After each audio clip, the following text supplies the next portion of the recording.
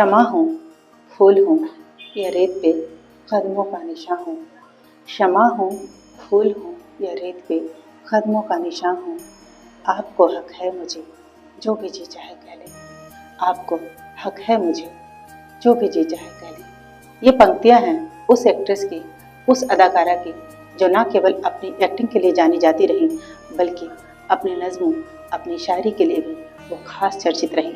एक ऐसी सितारा, एक ऐसी महताब सी जिनकी चमक आज भी बरकरार है और जब तक बॉलीवुड का वजूद है तब तक ये सितारा ऐसे ही चमकने वाली है। साथियों, राजेंद्र फिल्म्स पर सितारों के जहां में मैं कीर्ति प्रकाश आप सभी का बहुत बहुत स्वागत करती हूँ।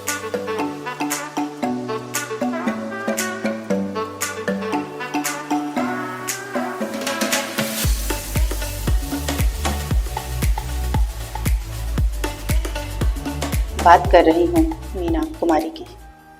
मीना कुमारी का अभिनय ऐसा था कि आज भी कोई उनकी फिल्म देख लें तो मन उनके प्रति एक सम्मान के साथ झुक जाता है।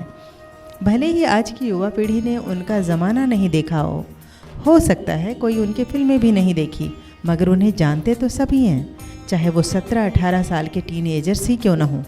और जो उम्रदराज लोग हैं उन्होंने तो यकीनन उनका ज़माना, उनका रुतबा या कहें उनका स्टारडम अच्छी तरह देखा होगा, अच्छी तरह उन्हें याद होगा। उनका नाम ही कुछ यूँ अमर है बॉलीवुड के पन्नों पर। हंसी थमी है इन आँखों में यूँ नमी की तरह, हंसी थमी है इन आँखों में यूँ नमी की तरह कि चमक उठे हैं अंधेरे भी, कि चमक उठे हैं अंधेरे भी रोशनी की तरह। पर्दे पर लगातार दुख और ट्रेजेडी के किरदार को उसी संजीदगी से जीते जीते लोगों ने उन्हें एक अलग नाम भी दे दिया, बॉलीवुड की ट्रेजेडी क्वीन। वो अपनी अदाकारी के साथ ही अपने नज़मों के लिए भी जानी जाती हैं। उनकी नज़में जो वो कभी नहीं चाहती थीं कि कहीं भी छपे, लेकिन उनकी नज़में तन्हा चांद की शक्ल में लोगों के सामने आई उनके गुजर जाने के बाद।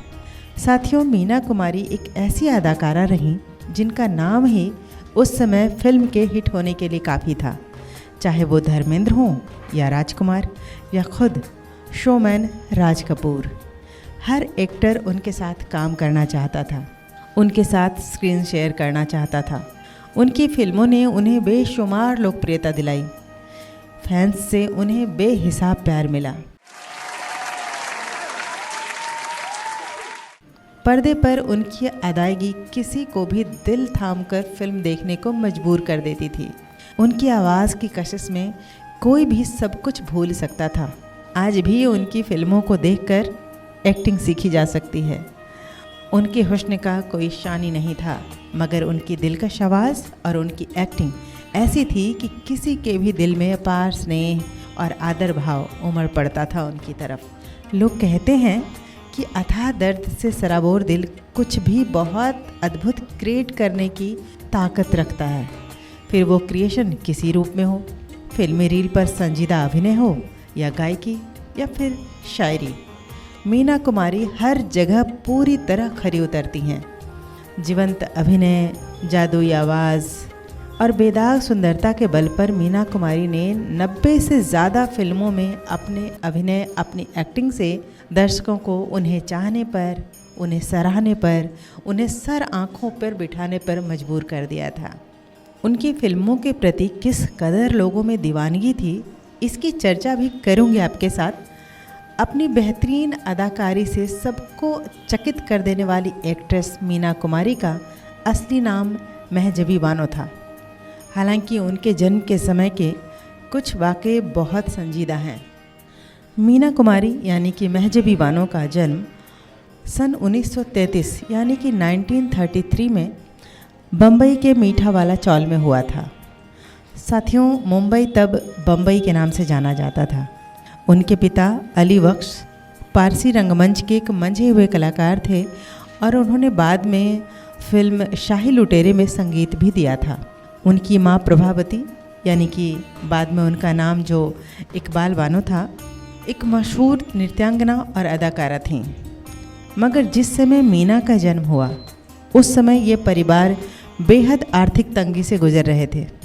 ऑलरेडी एक बेटी खुर्शीद थी जिसका पालन पोषण मुश्किल हो रहा था अली बख्श के लिए।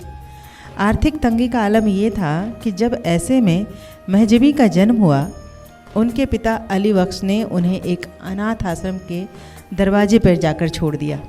मगर जैसे ही जाने को मुड़े, कुछ ही दूर गए कि एक तंग हालात से मजबूर व्यक्ति पर एक पिता का दिल हावी होने लगा। वो नहीं जा पाए अपनी नन्ही सी बेटी को छोड़कर।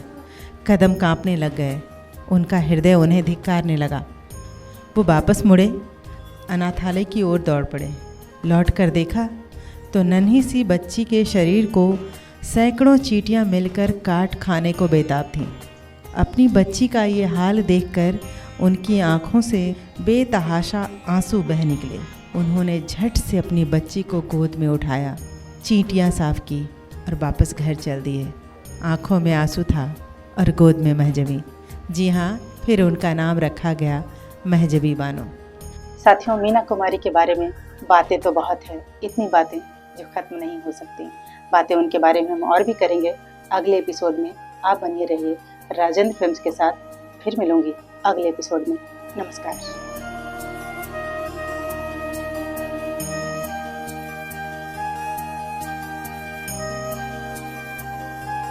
इस प्रोग्राम को आगे भी देखते रहने के लिए वीडियो को लाइक करें, शेयर करें और चैनल को सब्सक्राइब करना ना भूलें। बेल आइकॉन ज़रूर दबाइएगा।